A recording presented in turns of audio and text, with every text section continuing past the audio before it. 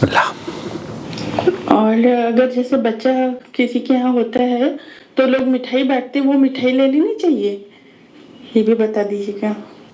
احمد صلی علی رسول الکریم. اما بعد، آپ دیکھ رہے ہیں روٹی وی جدہ اور میں ہوں آپ کا دوست، آپ کا ہوسٹ محمد عاقل.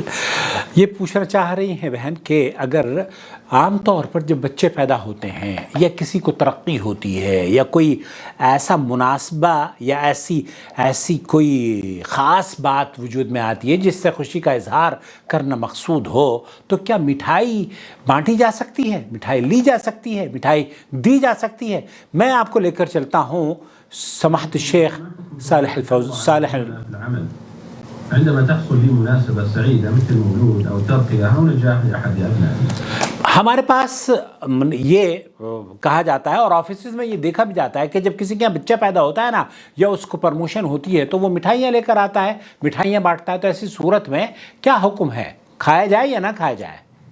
لا بأس بذلك ولا حرج. لا بأس بذلك ولا حرج. تو شیخ فرما رہے ہیں شیخ صالح کہ اس میں کوئی حرج نہیں ہے، آپ لے بھی سکتے ہیں، کھا بھی سکتے ہیں اور کھلا بھی سکتے ہیں. لأن إدخال السرور على الأحباب بغير محرم من الأمور الحسنة الكريمة.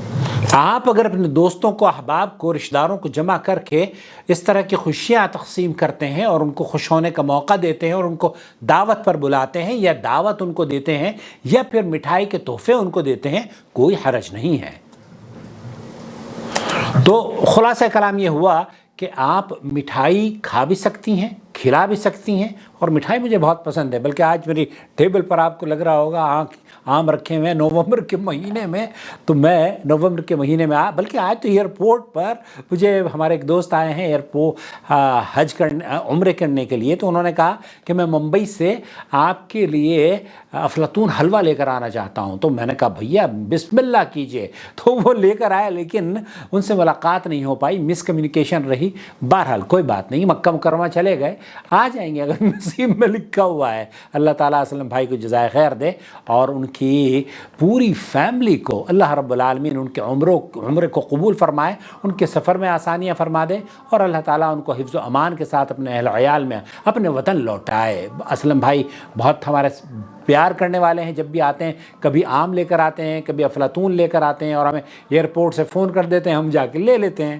تو بہرحال انشاءاللہ بہت شکریہ آپ کا. آپ اگر مولود کسی کے یہاں ہوا ہے تو جدہ میں ہے تو موسٹ ویلکم، کہیں بھی ہو ہمیں بھی یاد رکھیں، ہمیں بھی مٹھائی کھلائیں اور عقیقے کی بھی دعوت دیں. کوئی حرج نہیں ہے، عقیقہ جانور ذبح کر کے تقسیم بھی کریں، کوئی حرج نہیں. اپنوں پرایوں کو سب کو کھلائیں. اور یہ ضروری نہیں ہے کہ آپ اگر اس میں تاخیر اور دیر سویر ہو جائے نا تو کوئی حرج نہیں ہے، کر سکتے ہیں انشاءاللہ تعالی.